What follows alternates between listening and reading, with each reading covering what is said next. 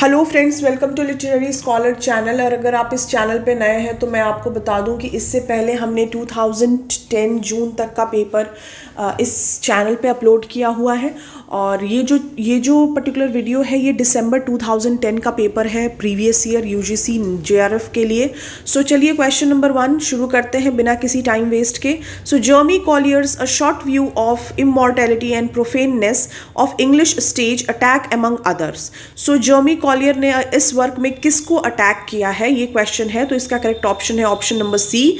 सो देख लेते हैं। In March 1698 Jeremy Collier published his anti theatre pamphlet a short view of immortality and profaneness of English stage. In pamphlet, Collier attacks a number of playwrights like William Wycherley, John Dryden, William Congreve, John Wenberg, and Thomas D. Urfey. Then question number 2, the Crystal Palace, a key exhibit of the Great Exhibition, was designed by. So इसका correct option है option number C, that is Joseph Paxton. So ये जो है ये designer है Crystal Palace के। Then question number 3, the influence of the Indian philosophy is seen in the writing of. किसकी writing में इंडियन फिलोसफी का इन्फ्लुएंस दिखता है? तो इसका करेक्ट ऑप्शन है D, that is T S. Eliot. T S. Eliot ने एक रिमार्क दिया था कि that the great philosophers of India make most of the great European philosopher look like a schoolboys. So ये एक बहुत बड़ा रिमार्क है। Then question number 4, in which of his voyage Gulliver discovered the mountain-like beings? So इसका correct answer है answer number B, section B, that is option B, sorry, the land of the Brobdingnagons। और इसमें इनको mountain-like beings देखने को मिलते हैं। Then question number 5, Patrick White's Was is a novel about. So इसका करेक्ट ऑप्शन है C, that is the landscape. Was जो है वो 5th नॉवल है पैट्रिक वाइट की। और यस ये जो है एक्सप्लोरर लुडविग के बारे में है, और जो कि ऑस्ट्रेलिया को देखता है। तो ये इसका पूरा थोड़ा सा डिस्क्रिप्शन है। Then question number 6, although Nobel laureate Seamus Heaney writes in English in voice and subject matter his poems are. So इसका करेक्ट ऑप्शन है C, Seamus Justin Heaney was an Irish poet, playwright, translator, and lecturer, and recipient of 1995 Nobel Prize in Literature.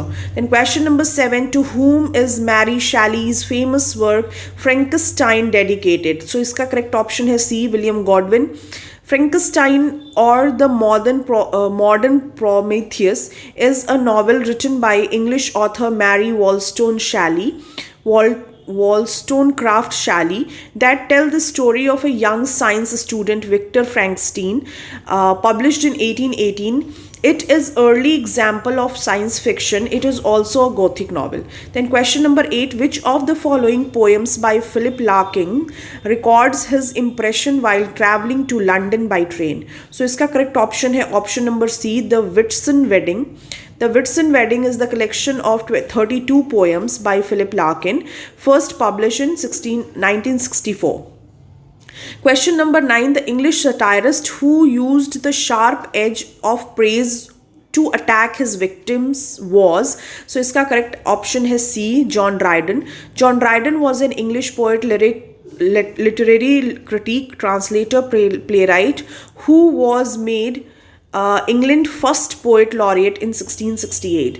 Then question number 10, one of the most famous movement of direct address to readers, reader I married him, occur in. So इसका correct answer है B, that is Charlotte Bronte, Jane Eyre. So it is a novel by English writer Charlotte Bronte. It was published in 1647. Jane Eyre follows the emotion and experience of its eponymous heroine, including her growth to adulthood and her love. Question number 11, Langland's Piers Plowman is a satire on. इसका correct option है C, D, that is clergy. So yes, Piers Plowman जो है ये clergyman के ऊपर एक satire है. Then question number 12, thinker and concept कौन सा पेयर इसमें करेक्टली मैच है ये देखना है। तो इसका करेक्टली मैच है जैक्स डेरिडा डिकंस्ट्रक्शन, और जैक्स डेरिडा के कुछ इंपॉर्टेंट वर्क देख लीजिए। ग्रामेटोलॉजी है, of grammatology, margin of philosophy, ये इनके कुछ इंपॉर्टेंट वर्क हैं। Then sexual jealous, question number 13, sexual jealousy is the theme in Shakespeare's, कौन से? तो that is C, that is Othello.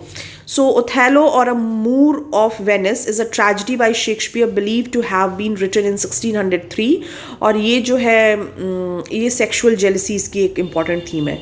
Then question number 14, the title New Criticism published in 1941 was written by, so इसका correct option है B, that is John Crow Ransom। so ये एक American educator हैं, scholar हैं, literary critic हैं, poet हैं, essayist हैं, editor हैं, और इनको माना जाता है founder of New Criticism School of Literary Criticism। then question number 15, which of the following is not a revenge tragedy? so इसका correct option है C, Dr. Faustus।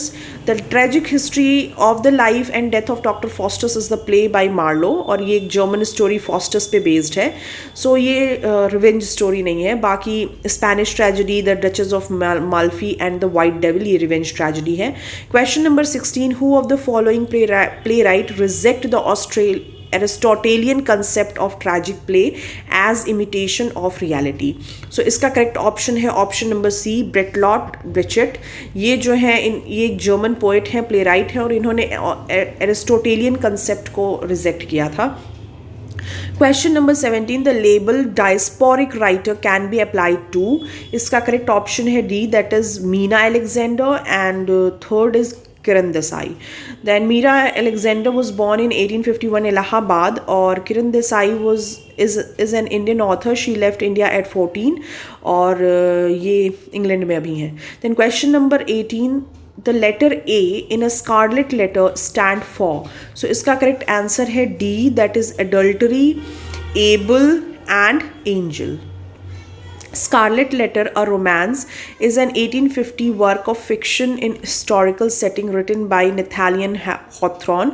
It tells the story of Hester Prynne, who convinced a daughter through an affair and struggle to create a new life of repentance and dignity. Question number 19, the monosyllabic rhyme on the final stress syllable of two line of verse is called, तो इसका correct answer है C, masculine rhyme।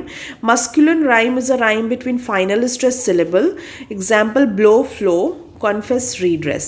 Then question number 20, a fatwa was issued in Salman Rushdie's name following the publication of, इसका correct option है सी, Satinique versus के लिए इनके against फतवा जाहिर हुआ था, निकाला गया था, और ये जो है मोहम्मद की लाइफ, मोहम्मद साहब की लाइफ पे बेस्ड है। Then question number 21, there is nothing outside the text is the key statement of, from कहाँ से लिया गया है? तो ये क्वेश्चन, इसका ऑप्शन है डीकंस्ट्रक्शन। डीकंस्ट्रक्शन में माना जाता है कि टेक्स्ट और उसकी मीनिंग का रिलेशनशिप बहुत ही गहरा है और कुछ भी टेक्स्ट के बाहर नहीं है, और डेरिडा का सबसे इंपॉर्टेंट वर्क है of grammatology. Question number 22, the Augustan age is called so because, तो इसका करेक्ट आंसर है option number B, the English writer imitated the Roman writer during this period। So Augustan age is a style of British literature produced during the reign of Queen Anna, King George I and II in the first half of the 18th century, ending in 1740 with the death of Alexander Pope and Jonathan Swift। Question number 23, one of the important text of angry young man movement is, so इसका correct answer है सी, तो इसका है lucky gym अ Kingsley M, इसका जो work है ये जो है एंग्री यंग मैन मूवमेंट से रिलेटेड ये वर्क है।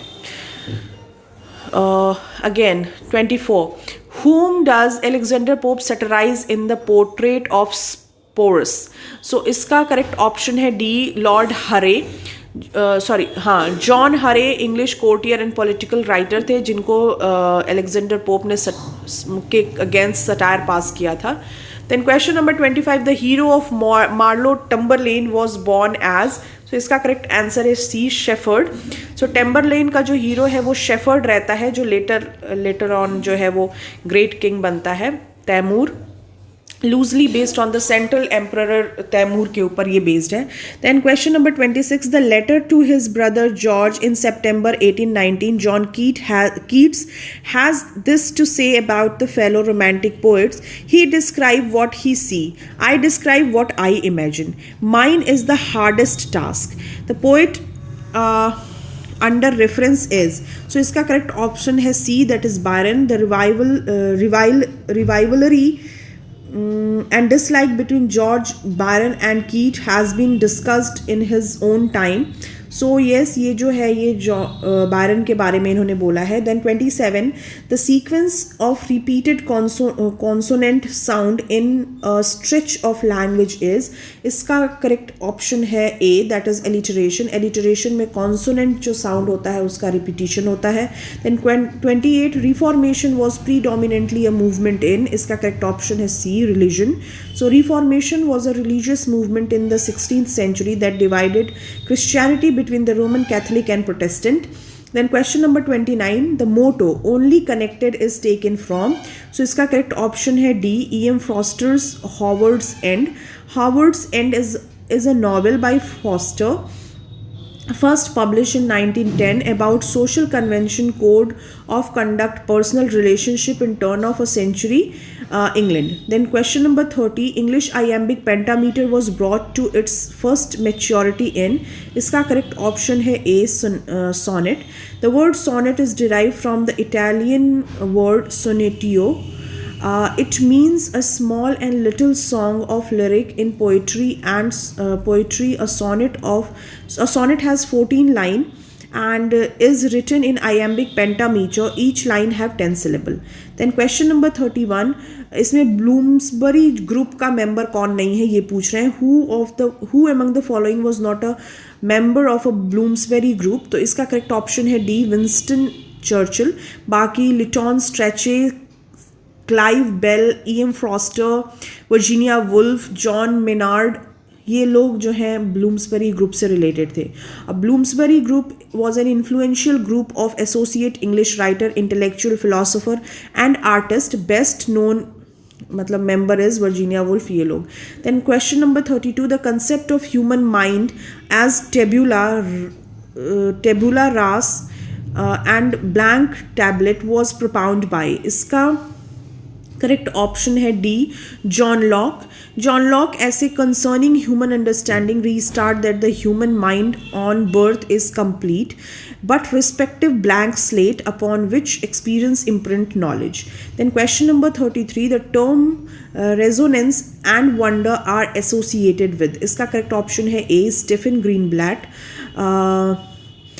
Resonance and Wonder एक essay है by Stephen Greenblatt. He is an American thinker, Shakespearean literary historian, Pulitzer Prize winner, author.